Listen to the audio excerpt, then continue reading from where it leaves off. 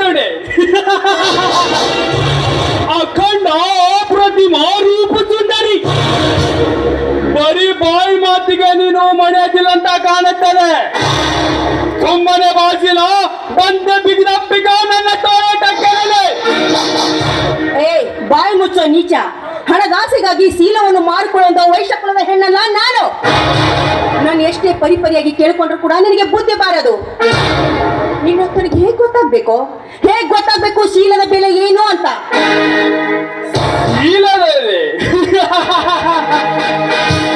ಪತಿ ಯುವಕರ ಸೋಂಗ ಹಾಕಿಕೊಂಡು ಸತ ಯುವಕರಿಗೆ ಶರ್ಗ ಹಾಸುವ ಸುಳೆ